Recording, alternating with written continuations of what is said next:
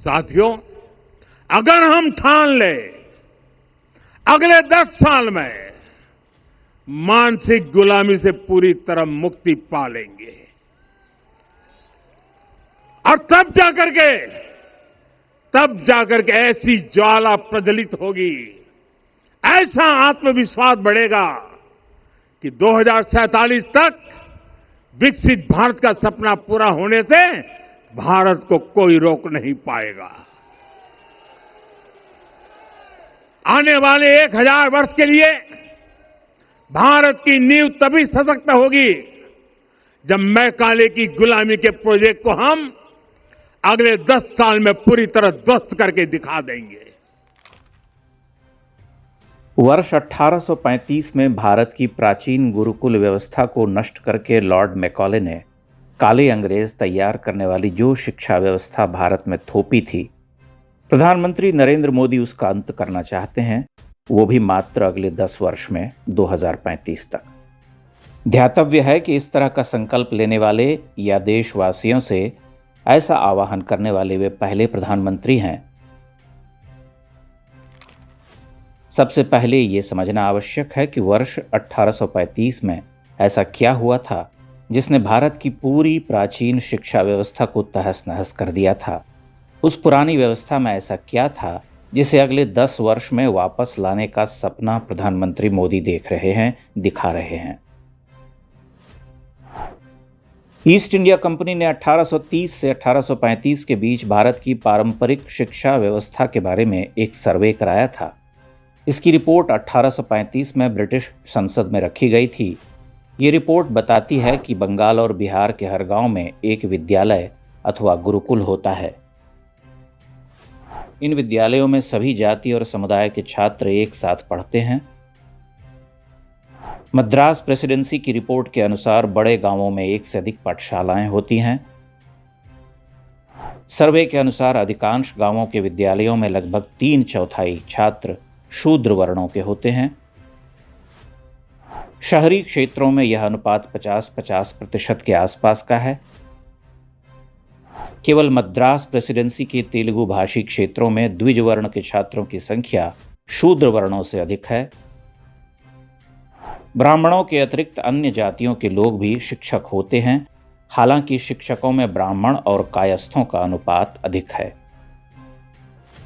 पंजाब की रिपोर्ट के अनुसार ग्रामीण लोग अपनी उपज का एक अंश अध्यापक को देते हैं ताकि वो अपना जीवन यापन कर सकें।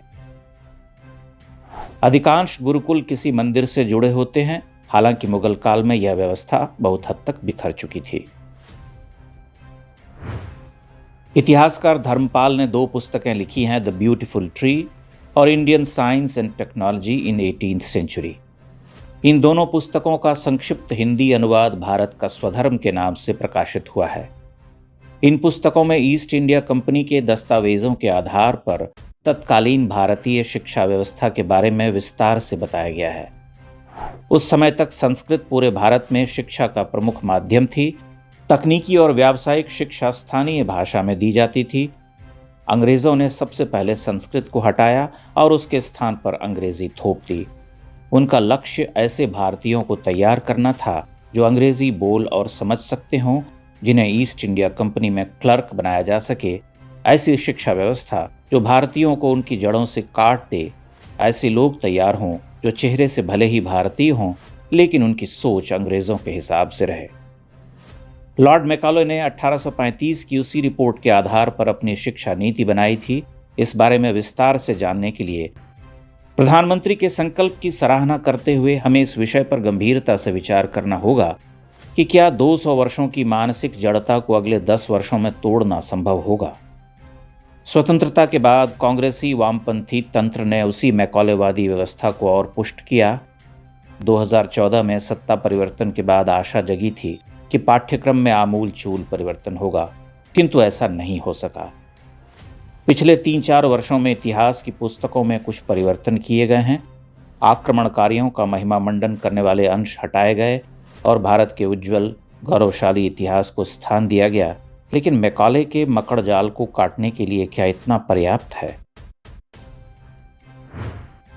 सबसे बड़ी कठिनाई भारतीय भाषाओं में पठन पाठन की है। बीते कुछ वर्षों में भारतीय भाषा में लिखी जाने वाली ज्ञान विज्ञान की पुस्तकों का टोटा पड़ गया है, स्तरीय लेखन नहीं हो रहा, अनुवाद की समस्या है, तकनीकी शिक्षा पर पूरी तरह अंग्रेजी भाषा का आधिपत्य है। कानून, पत्रकारिता, सिनेमा, मनोरंजन और कला जगत की भी यही स्थिति है। एक स्कूली छात्र जब अपनी आरंभिक शिक्षा के दिनों में अपनी भाषा से दूर हो जाता है या तकनीकी शब्दावलियों से अपरिचित होता जाता है, तब कॉलेज अथवा उच्च शिक्षा प्राप्त करते हुए उसकी वापसी लगभग असंभव हो जाती है। गांव देहात में कॉन्वेंट नाम के कुकुरमुत्ते पनप रहे हैं। भले ही वहां अंग्रेजी भाषा में पढ़ाने वाले अल्पज्ञ और अक्षम हों, किंतु बोलबाला उनका ही है। समाज में उन्हीं स्कूलों को ऊंची दृष्टि से देखा जाने लगा है। सरकारी विद्यालयों की स्थिति खराब होती जा रही। वहां पढ़ाने वाले शिक्षकों की योग्यता गंभीर प्रश्नों के घेरे में है। शिक्षकों के चयन की जो प्रक्रिया है, उसमें योग्य शिक्षकों की आशा करना भी व्यर्थ है। शिक्षकों की गुणवत्ता का संकट प्राथमिक शिक्षा से लेकर विश्वविद्यालयों तक है। भारतीय समाज आज अंग्रेजी शिक्षा व्यवस्था के अधीन है। उसकी विकराल होती छाया भारत के सांस्कृतिक सूर्य को ढकती जा रही। शहरी समाज की बात करना तो व्यर्थ ही है। गांव देहात तक में अंग्रेजी का ऐसा हवा है कि हम अपनी बोली बानी को त्याग कर, अपनी मातृभाषा को परे कर अंग्रेजी में संवाद करना पसंद करते हैं। स्मार्टफोन के प्रचलन के बाद आधे से अधिक लोग, लगभग 70 से 80% बधाई संदेश अथवा शुभकामनाएं देने के लिए टूटी फूटी अंग्रेजी में लिखना पसंद करते हैं। जिन्हें अंग्रेजी बिल्कुल नहीं आती, वे भी अपनी बात रोमन लिपि में लिखा करते हैं। क्या यह उसी मैकॉलेवादी मानसिकता के व्यापते जाने का कड़वा सच नहीं है? जैसे सरोवर पर कुंभी फैलती जाती है और एक समय के बाद उसे आच्छादित कर लेती है, कुछ वैसा ही हम एक कंकर मारकर उस कुंभी को कुछ देर के लिए काट भर देते हैं, लेकिन वे वापस अपने स्थान पर लौट आती हैं। 2014 के बाद भारत के हिंदू सनातनी जीवन धारा की ओर लौटे हैं। उनमें गर्व का भाव पनपा है, कोई अपराध बोध नहीं है, किंतु यह पर्याप्त भी नहीं। गंदले तालाब की सफाई ऊपर से नहीं हो सकती, उसके लिए तल की गाद को निकालना पड़ता है। भारतीय समाज के जनमानस में अंग्रेजी का आधिपत्य वही गाद है जिसे हटाना होगा। यह एक महाजटिल कार्य है, क्योंकि स्वतंत्रता प्राप्ति के बाद सरकारों ने अंग्रेजी शिक्षा दीक्षा और मैकॉलेवादी मनोवृत्ति को बढ़ने दिया। अब वह विकराल रूप ले चुकी है। इस मानसिकता से मुक्ति कैसे मिलेगी जब भारतीय शासन तंत्र का हर अंग आज भी औपनिवेशिक व्यवस्था का ही विस्तार बना हुआ है?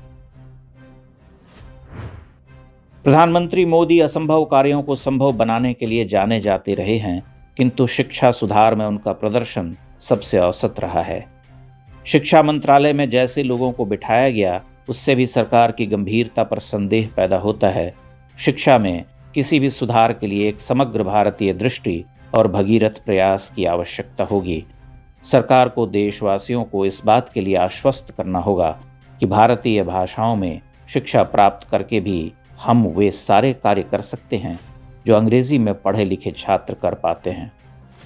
शिक्षा का उद्देश्य सरकारी बाबू तैयार करना नहीं होना चाहिए।